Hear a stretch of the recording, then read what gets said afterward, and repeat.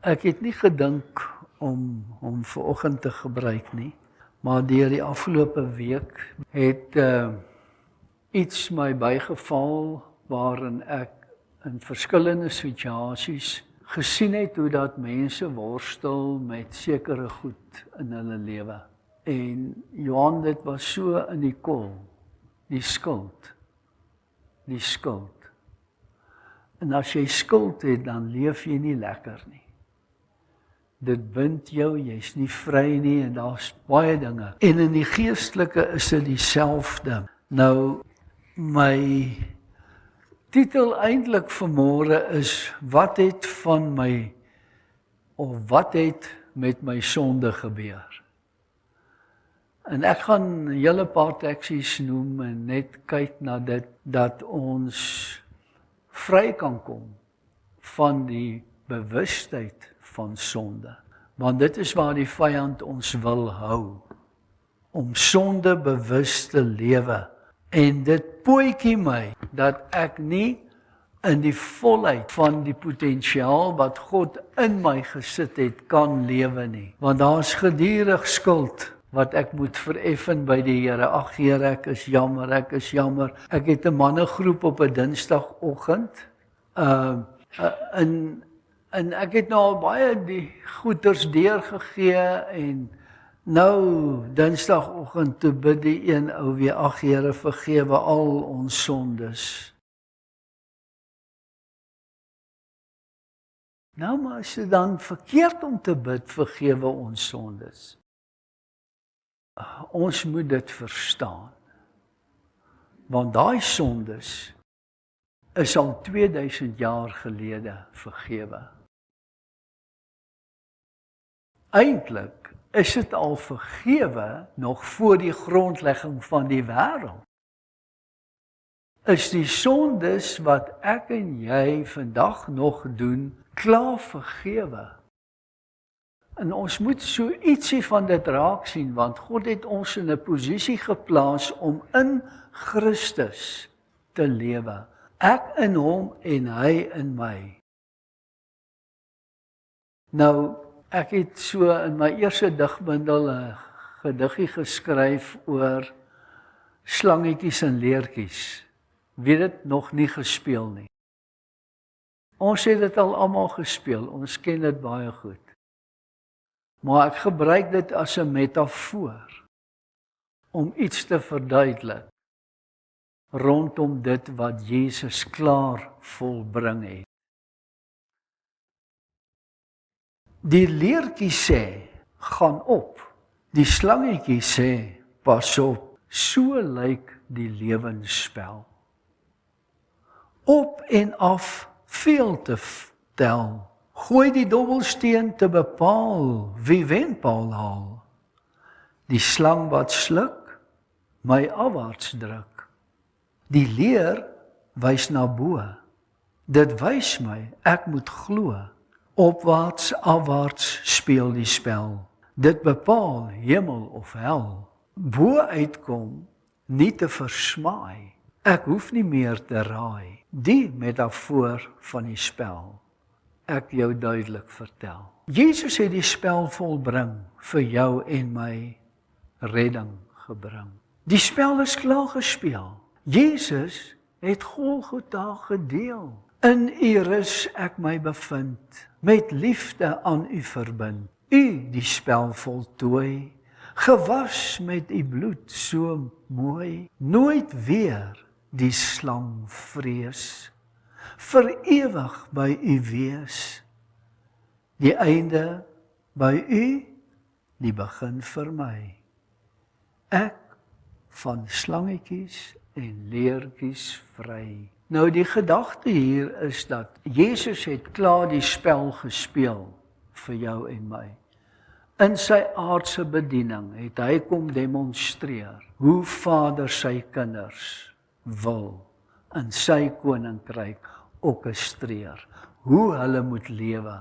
Jesus het die Vader aan ons kom bekendstel deur die woord en hy het riglyne vir sy koninkryk neergelê dat ek en jy nooit weer hoef bekommerd te wees. oor enige iets nie. Jesus het dit moontlik gemaak, dat ons 'n kommervrye, vreeslose lewe kan lewe. Hy het dit moontlik gemaak, want hy het die spel klaar gespeel. Dit is volbring. En nou vind ons dikwels, dat ons genade nog daai spel wil ons ook maar nou weer oorspeel. Dit wat Jesus klaar voltooi het. Hy het die prys betaal. Nou ons gaan kyk, en ek weet waar ons probleem lê. As ons nou struikel en iets doen wat verkeerd is, wat doen ek nou met dit? Jy sien, dan is ek verward. En dis wat die duiwel wil hê. Ons moet verward raak. En ons gaan hom nie toelaat nie. Ek wil 'n paar tekste na verwys en dan so hier en daar 'n gedagtetjie daaroor net inrol vir julle. Kom ons kyk by Spreuke 10, Spreuke 10 vers 25. Hy sê daar in die B-deel van vers 25, maar die regverdige is vir ewig gegrondves. Nou onthou, ons het ons geregtigheid in Christus gevind. Hy is ons geregtigheid. En ons hoef nie nou weer regverdig te word nie, want Christus in ons is ons geregtigheid. En dit is vir ewig. Niemand kan dit kanselleer nie. As jy Jesus aangeneem het, as jy weergebore is, ontvang jy geregtigheid. En dit laat jou kwalifiseer om God se kind te wees. En as jy sy kind is jy op die beste plek. Want as ons wat aardse vaders is, weet om goed te doen vir ons kinders, hoeveel te meer sal ons hemelse Vader nie goed doen vir sy kinders nie? OK, kom ons kyk na die ander teks net, Prediker 7. Ek wil daar net ook een vers vir julle deurgee, vers 20. Want daar is geen regverdige mens op die aarde wat goed doen sonder om te sondig nie. Sondig regverdige mense dan ook. Kan julle sien? Ons kan nie ophou sonde doen nie. Dit is hoekom God 'n volmaakte offer vir die sonde moes gee. Naamlik Jesus. En ons wat bevoorreg is om Jesus te kon leer ken en hom aan te neem, sy kind kon word, het hierdie posisie van geregtigheid voor ons God en Vader. Dit maak nie saak hoe slegte dag ek gehad het nie, hoeveel keer ek my meer verloor het nie, hoeveel keer ek verkeerd gedink het en verkeerd gepraat het en bitterheid in my hart toegelaat het. Al hierdie goed maak nie saak nie. Ek is geregverdig voor my God vanweë Christus. Vanweë hom. Want hy wat in my is groter as hy wat in die wêreld is. Sien, daai posisie kan my nie ontneem word nie. Ek is verseker.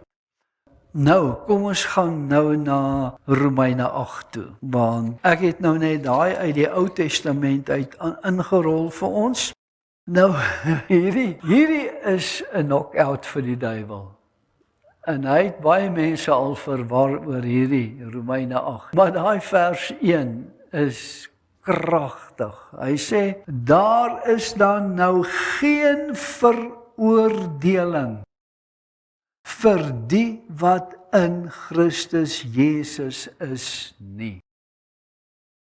Geen veroordeling.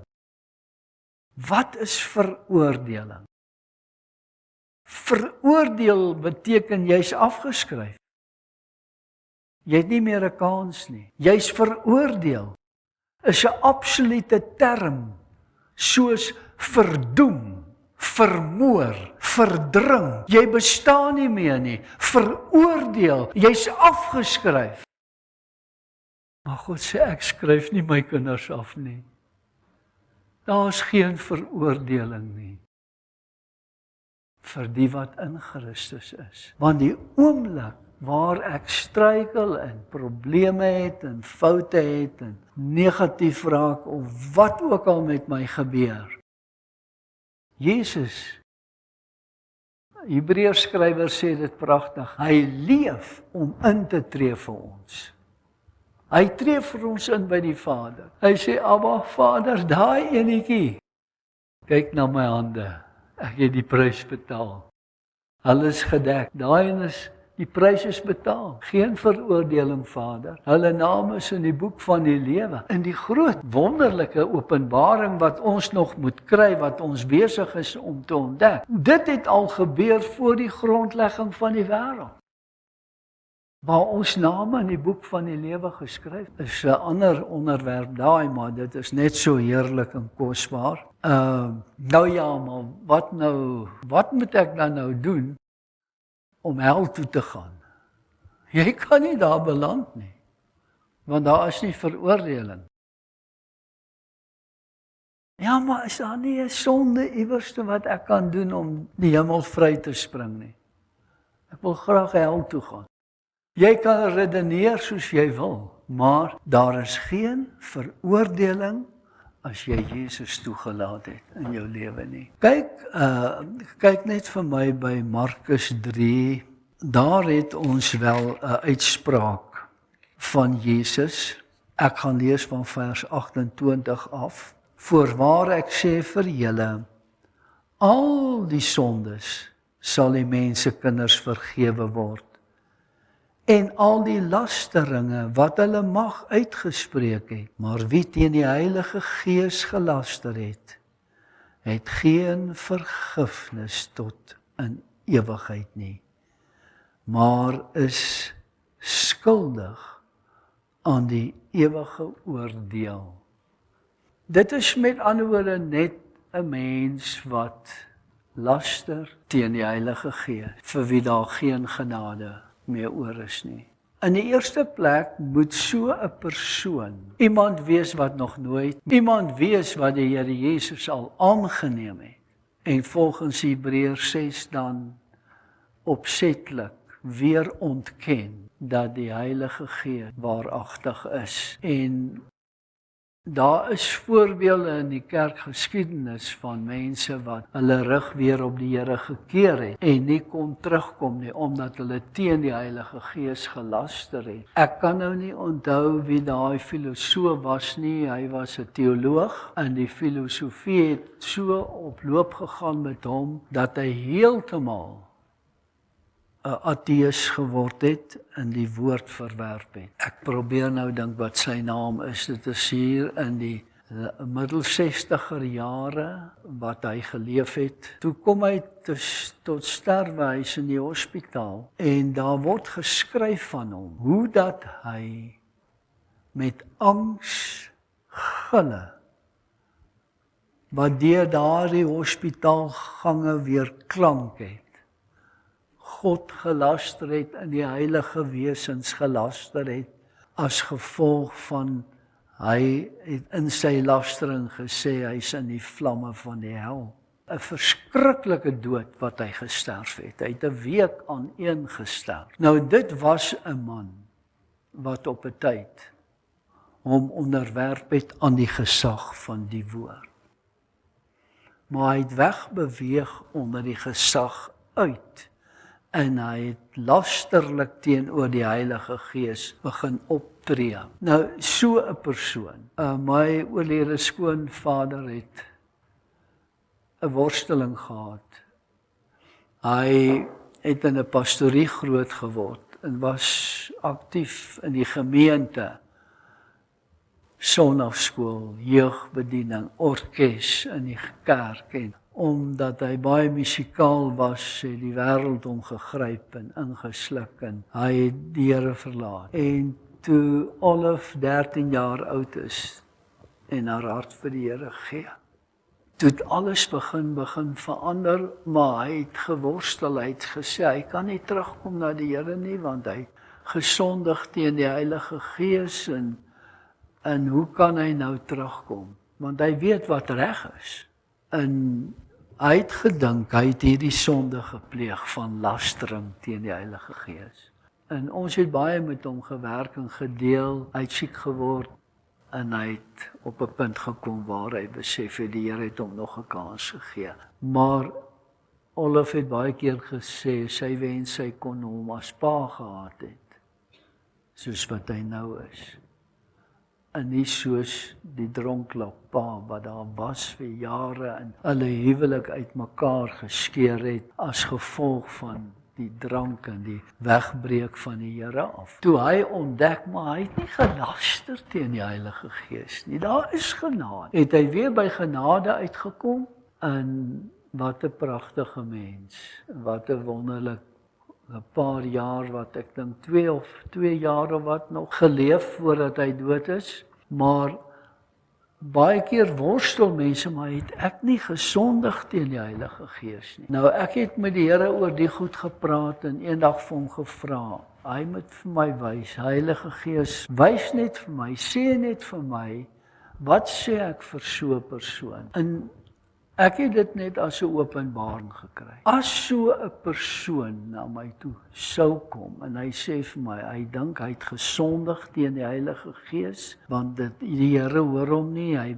bid teen 'n plafon vas, daar gebeur niks in sy lewe nie, daar's nie hoop vir hom nie. Toe sê die Heilige Gees, sê vir hom, sê vir so 'n persoon, die feit dat jy kom vra of bekommerd is dat jy gesondig het teen die Heilige Gees, sê reeds, jy het nie gelaster teen die Heilige Gees nie. Want iemand wat teen die Heilige Gees gelaster het en gerebelleer het teen die woord, is totaal, hy sal nooit 'n Bybel in sy besit hê nie.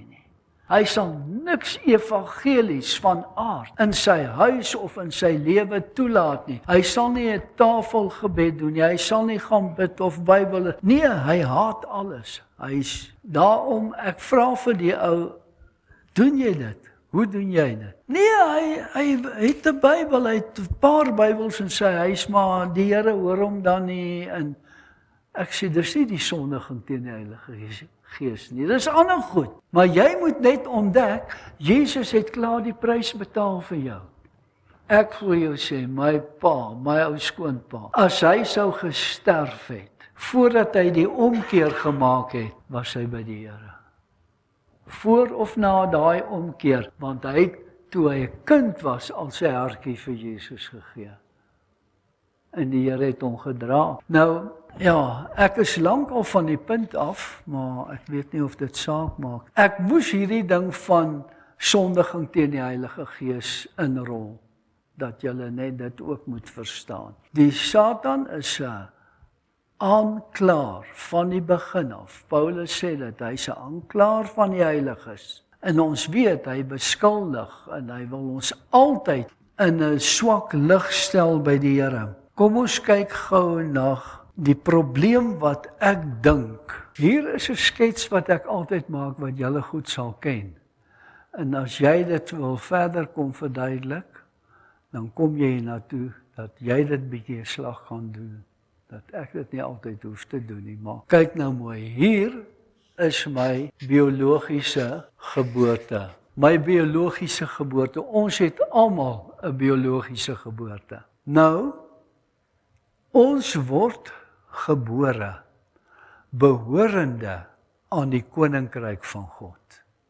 Dit is wat Jesus sê. Toe die Fariseërs in die skrif, toe die disippels, die mammas wat hulle kindertjies na Jesus toe gebring het om hulle te seën, toe die disippels sê, nee, julle pla die meester. Toe bestraf Jesus daai disippels. Hy sê, verhinder hulle nie. Laat die kindertjies na my toe kom, want aan sulkes behoort die koninkryk van God. Jy is as eiendom van God gebore. Jy's God se eiendom.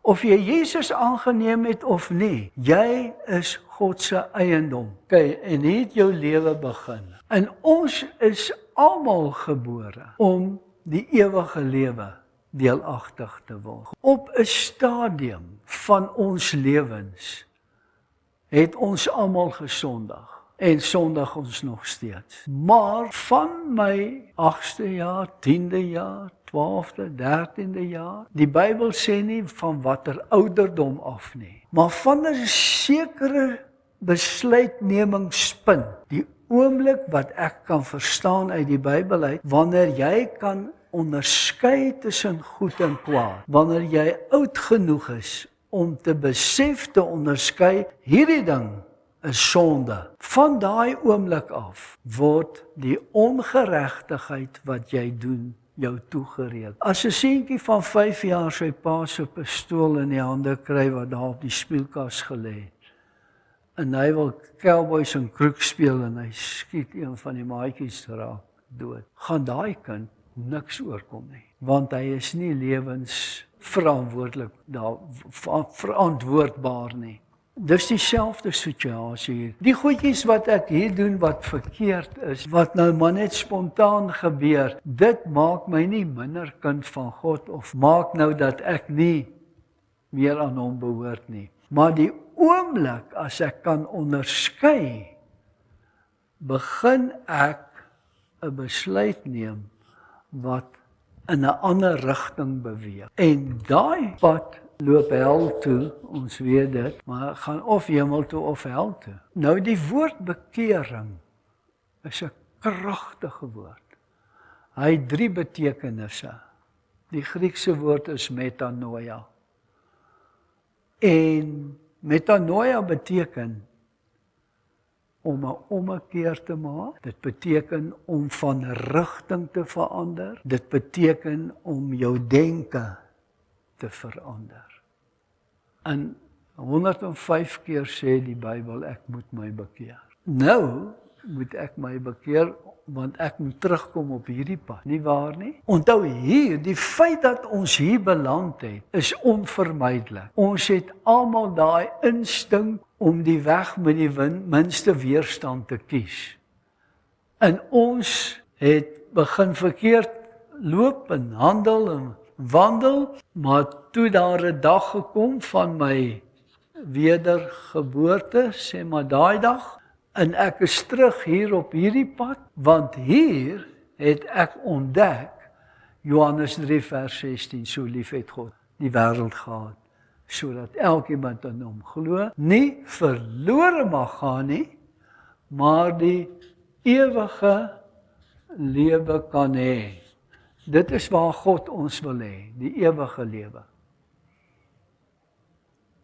En as jy daai by die kruis gekom het en jy Jesus aangeneem, kan niks jou meer hier kry nie. En nou is ons probleem dit. Maar wat nou van die sonde wat ek nog doen? Want die Bybel sê nou, ek kan nie ophou sondig nie.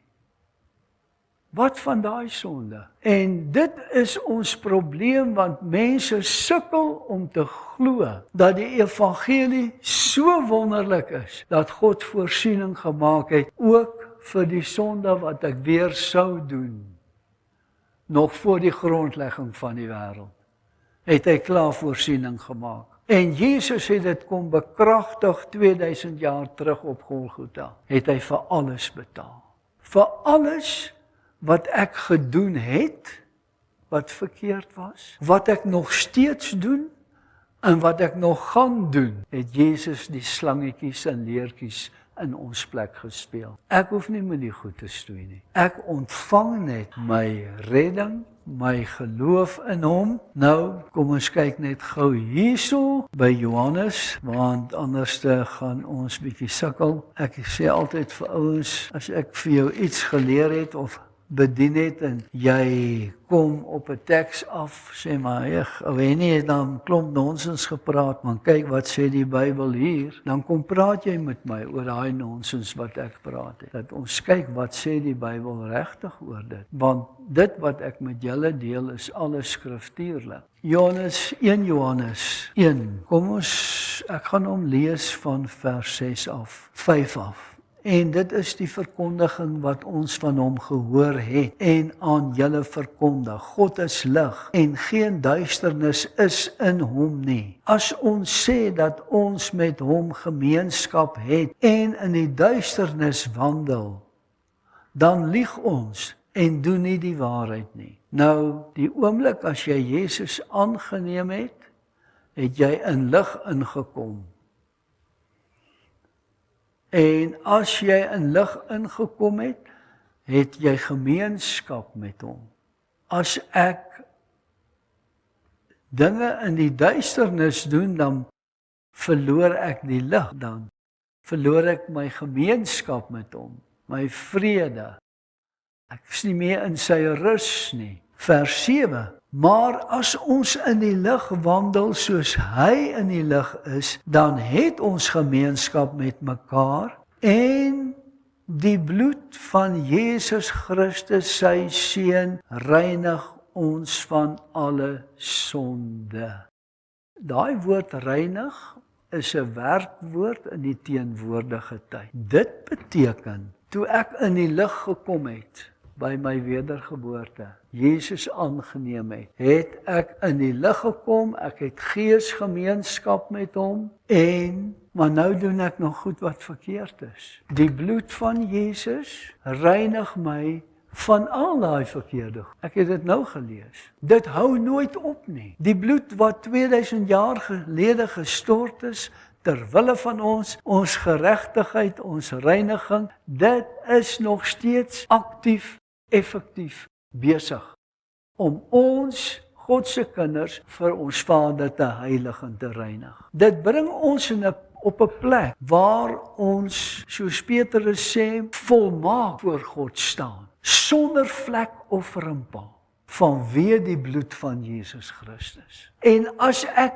daai posisie in my gees kan akkommodeer, gaan die duiwel my nooit skuldig laat voel oor goed wat ek doen wat verkeerd is nie. Ek identifiseer dit, ek deel daarmee, ek breek daarmee en ek sê dankie Vader vir die bloed van Jesus. U hou dit nie teen my nie. Nou hier's 'n ander ene, vers 8. As ons sê dat ons geen sonde het nie, mislei ons onsself en die waarheid is nie in ons nie. As ons sondes bely.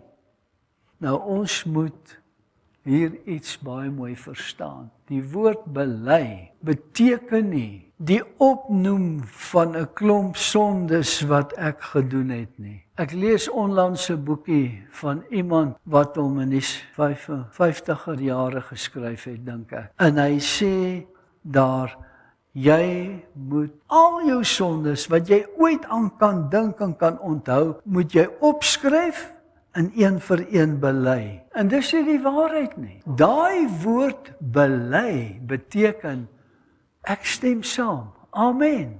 Ek bely die waarheid. Dit beteken ek stem saam. Ek stem saam. Ek het hierdie oortreding begaan. Ek stem saam daarmee, maar ek stem ook saam met die bloed wat my reinig daarvan. As ons sondes bely, hy is met ander woorde erken dit. Stem saam man, jy het 'n fout gemaak. Stem net saam, dan kan jy vrykom. Hy is getrou en regverdig om ons die sondes te vergewe en ons van alle ongeregtigheid te reinig. As ons sê dat ons nie gesondig het nie, dan maak ons hom tot 'n leienaar en is sy woord nie in ons nie. Jy sien, ons kan nie sê ons het nie gesondig nie. Dan sê ons hy lieg, en God kan nie lieg nie. Hy sê nee, jy is my seun. Daai goed wat jy van praat, wat jy nou bely, dis reg. Dis betaal. En eintlik weet ek nie eens daarvan nie, want dis in die dieptes van die see gegooi. En ek dink nooit daaroor nie. Dis verwyder so ver soos die ooste van die weste. Hierdie ene. Ek gaan nou maar net gou lees. Elkeen wat uit God gebore is, doen geen sonde nie. Omdat sy saad in hom bly en hy kan nie sondig nie, want hy is uit God gebore. En dit is hoekom ek die wit bord hier het.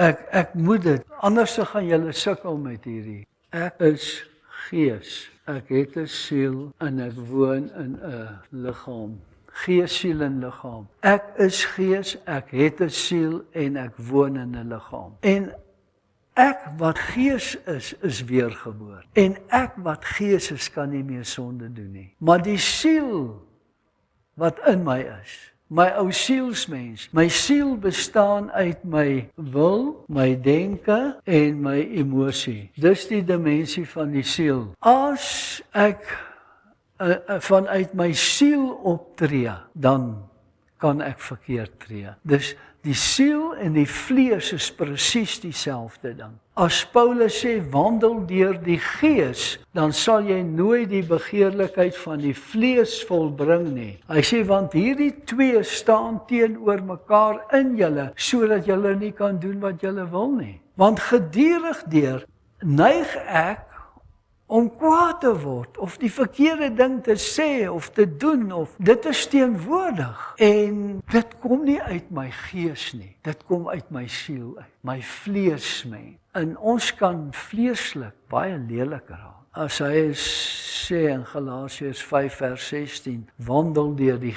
gees, onthou ek is gees, sodat julle nie die werke van die vlees volbring nie, want as ek nie 'n geestelike wandel gaan hê en my geestelik ontwikkel nie, gaan die vlees die oorhand kry. Dan gaan ek vleeslik optree. En dan is dit wanneer ons sukkel, want ek sien dit in die praktyk, dan sê mense, ja, ek het nou nooit gedink daai ou sou dit gedoen het nie, want hy is so heilig in die kerk, maar kyk wat vang hy aan. Hy het net vleeslik opgetree. Want jy tree ook vleeslik op, veral op die pad. Hoe maklik tree ons nie vleeslik op nie? Maar dit kom nie uit my ek wat gees is. My gees kan nooit weer sondig. Hy kan net teen die Heilige Gees laster. En dan is dit kon met hom vir ewig.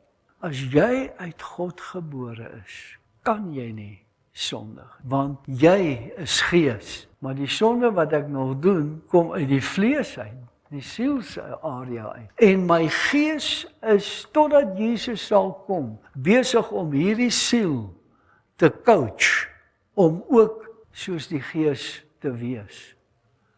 Want dis is hoekom jy meer en meer geestelike begeertes en behoeftes het om God te dien en die woord te vat en jou sterk te maak met die woord. Die teaching is nie klaar nie, maar ek wil nie julle nou verloor langs die pad nie. Ek wil net die gedagte vasgemaak het, dat ons sukkel met mense wat onseker raak van hulle self, waar hulle staan met God.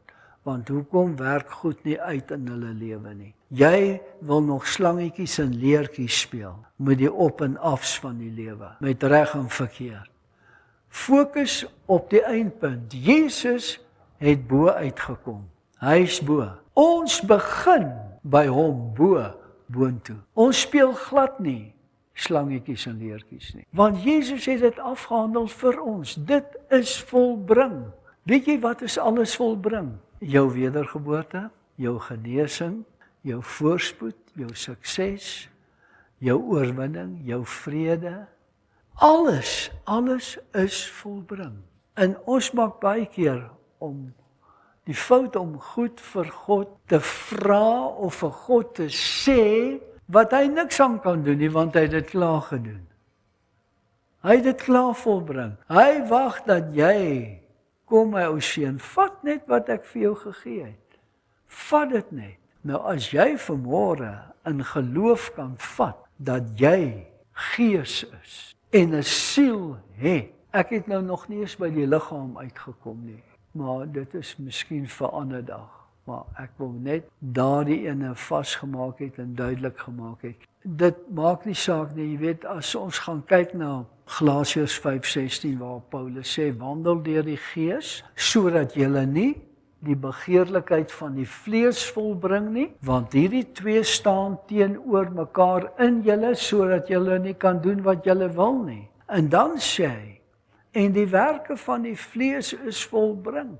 Naamlik, oorspel, hoerery, onreinheid, ongebondenheid, tweedrag, afguns, moord, brassery, dronkenskap en dergelike dinge. Hy noem dit op. En dan kom hy en hy sê, dat die wat sulke dinge doen, die koninkryk van God nie kan beerwe nie. Dit het niks met hemel toe gaan te doen nie. Want die koninkryk van God is nie die hemel nie. Die woord koninkryk is basileia, wat beteken heerskappy. Met ander woorde, as jy in die vlees lewe, het jy geen heerskappy oor al hierdie goed nie. Dit heers oor jou. Jy kan dit nie erf wat God vir jou kom gee nie. Jy kan dit nie in besit neem nie. Want nou kom hy in vers 22 van Galasiërs 5 en hy sê, maar die vrug van die Gees, liefde, vrede, blydskap, goedheid, getrouheid, selfbeheersing, daai kragte wat hy vrystel in jou gees, is daar. Jy het 'n enorme hoop liefde en blydskap en vreugde in jou. Dis daar. Dit moet net vrygestel word.